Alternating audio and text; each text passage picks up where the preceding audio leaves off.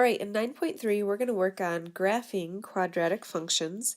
I know we graphed some in 9.1 with a table of values, but now we're going to figure out a better way to graph those using some of the characteristics we learned in 9.2. All right, so we are going to follow these steps to graph. So you want to put these in your notes. I'm going to run through them quickly, so pause to make sure you get them all written down. This is in standard form. First thing is you find the axis of symmetry. There's our formula for that. Then you're going to find the vertex using that same negative b over 2a. We plug it back in. After that, you're going to find the y-intercept. Now finding y-intercepts, that's just kind of an old idea. You plug in a 0 for your x, and then you use symmetry, because our graphs are symmetrical, to plot the remaining points. Alright, so let's give this a try. First, we want to make sure that our equation is in standard form, which this one is not. So we're going to go ahead and add 4 to both sides. So we have y equals x squared minus 6x plus 4. Alright, now we're going to follow through our steps, and I'll just even label those. First thing we're going to find is the axis of symmetry. Axis of symmetry. That's doing x equals negative b over 2a. So our b value is the number in front of the x, which is a negative 6. So we're going to do negative 6 over 2 times our a value is 1. Now this negative 6 does become positive 6 over 2, and we get 3. So our axis of symmetry is x equals 3. We do have to write it in that form because it's a vertical line. If you want, you can go ahead and draw in the axis of symmetry. X equals 3 is going to be a vertical line right here going through 3. Alright, after you find your axis of symmetry, we're going to go ahead and find our vertex. And finding the vertex is not too bad to do because we already found half of our vertex. Remember that axis of symmetry and vertex both do that negative b over 2a, so I know that the x is already a 3. We just have to plug it back into our equation to get the y. So there's our equation. We're going to plug in y equals, plug a 3 in for the x's. 3 squared minus 6 times 3 plus 4. Alright, 3 squared is 9 minus 18 plus 4. I didn't really need that parenthesis right there. 9 minus 18 is negative 9, and negative 9 plus 4 is negative 5. So our vertex is the ordered pair 3, negative 5. So we can go ahead and plot that on our graph, 3, negative 5. Remember, it should be on our axis of symmetry, so if we go over 3 and down, if we go over 3 and down 1, 2, 3, 4, 5, there's our vertex right there. Alright, so our graph, if we just kind of think about what we have so far, we've got our axis of symmetry, our vertex. Our a value is positive, so I know this is going to open up. So there's the vertex. I know it's going to open up from there. It's going to look something like this. We just have to figure out some more points to put on our graph. So the next thing we find is the y-intercept. So remember, the y-intercept is just plug in a 0 for your x to find the y. So plugging in a 0, you get y equals 0 squared minus 6 times 0 plus 4, and our y-intercept is 4. Remember, we write our intercepts 0, 4. One thing we can point out, anytime you find a y-intercept, if we look at our equation for a second, anytime you find a y-intercept, you plug in a 0 for these x's, it will always leave you with the c value on the end. So that number that doesn't have an x always ends up being your y-intercept. So that's kind of cool. There's all these little connections we can make about everything. Alright, so we're going to plot that 0, 4 on our graph. So 0, 4, it's on the y-axis up here at 4. Now the fourth step says to use symmetry to plot any remaining points. So I know that our graph, the vertex is in the center. It's going to come up on the left side like this. It's got to come up on the right side also, and we're going to get the symmetry point to our y-intercept. So do you see how the y-intercept is 1, 2, 3 away from the axis of symmetry? That means that on the right side you can go 1, 2, 3 in the other direction and get that symmetrical point. Now we can see we've got this good looking parabola. We can go ahead and draw in, and we are done. We found some things we needed anyway, vertex, axis of symmetry, and then the new thing we're adding in is that y-intercept, so we can get the symmetry point and draw our graph.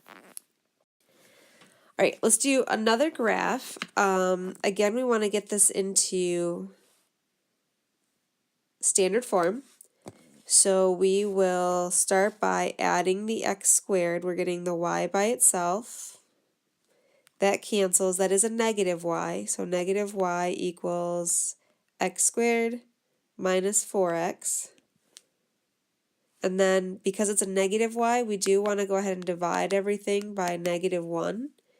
So y equals a negative x squared plus 4x. All right, so now we're going to run through our 3 steps. First thing we find is the axis of symmetry. So on axis of symmetry, x equals negative b over 2a. So negative, our b value is in front of the x, so negative 4 over 2 times our a is a negative 1 in front of the x squared. So we have negative 4 over negative 2, which turns out to be a positive 2. And then we do have to put it into the correct form, x equals 2. Over on our graph, let's go ahead and draw that in. X equals 2 is the vertical line going through 2 on the x-axis, so right there. So we're going to draw in this vertical line. That's our axis of symmetry. That's where the middle of your graph will be. All right, after axis of symmetry, we find our vertex. And remember, if you found the axis of symmetry, you already have the x value of your vertex. You do negative b over 2a to find the x value of your vertex. So now all we have to do is plug it in. Y equals negative, parenthesis, 2 squared plus 4 times 2. Be careful with this. This negative is not part of the 2, so you have to do the exponent first, 2 squared, which is 4, and then the negative gets tacked on in front. So negative 4 plus 8, and negative 4 plus 8 is 4. So y equals 4. Let's go ahead and put our vertex on our graph. 2, 4, remember it should be on our axis of symmetry. So if we go over 2, up 4, over 2, up 1, 2, 3, 4, there's our vertex. So it's helpful for us to have an idea of what this graph should look like. Our a value, we can see over here, is a negative 1, which means this graph is going to open down from our vertex. So we want to make sure that our y-intercept is somewhere below that so that our graph opens down. All right, last we find our y-intercept, and that means plug in a 0 for your x's. So y equals negative 0 squared plus 4 times 0. And basically 0 squared and a 4 times 0, that all ends up as a 0. So our y-intercept is the ordered pair 0, 0. So we go back to our graph. We plot our y-intercept at 0, 0. And now we use symmetry points. So you have to go to the other side of your axis of symmetry. Go to the other side, or count how far away you are from the axis of symmetry. You're 1, 2 away, so you have to go 1, 2 in the other direction. Plot your point, and then you can go ahead and draw in your parabola. Opening down like we said it would, so that looks good. All right, last slide. Yes, it's a word problem, and yes, I want you to write the whole problem down in your notes, so pause and write it down. You will have some sort of a word problem on the test, so we want to make sure that these kind of make sense. This one says the height in feet above ground of an arrow after it is shot can be modeled by that quadratic equation. So if you think about an arrow being shot, will kind of have that type of a shape, right? If it's going to go up, it's got to come back down. So that's why a quadratic parabola helps us out here. Can the arrow pass over a tree that is 68 feet tall? So if you imagine we've got this arrow that was shot over here, you've got this tree that's 68 feet tall, we want to know if the arrow will pass it. So basically it'd be helpful for us to know how high our parabola will get. And what do we call that again? The height of a parabola. That's the same thing as the maximum. So we want to find the maximum value of this parabola. So how do you find the maximum again? Remember the maximum, think about this as, think about this like an x-axis and a y-axis. So if your arrow goes up and comes back down, that's the maximum value. That is the same thing as your vertex. So if you can find the vertex, we're going to be able to answer this. So how do you find the vertex again? You start by finding the x value first, which is negative b over 2a. So even though our quadratic equation has t's, you can pretend that those are x's. So a negative b is going to be negative 63 over 2 times our a is a negative 16. So that's negative 63 over negative 32. And then if you divide those out, it's not going to divide evenly, but we can go ahead and get a decimal and work with that. It will end up positive. We get about a 1.97. And I'm rounding to the nearest hundredth. So what that tells us in our graph over here, if you go over, that's the x value, so that's 1.97 feet. We want to know how tall is it going to be. So my picture is not drawn accurately, obviously. We want to know if the height of this is greater than 68. So how do you get the rest of our vertex? We have 1.97. Now we just have to plug that in to get the y. So y equals negative 16 times 1.97 squared plus 63 times 1.97 plus 4.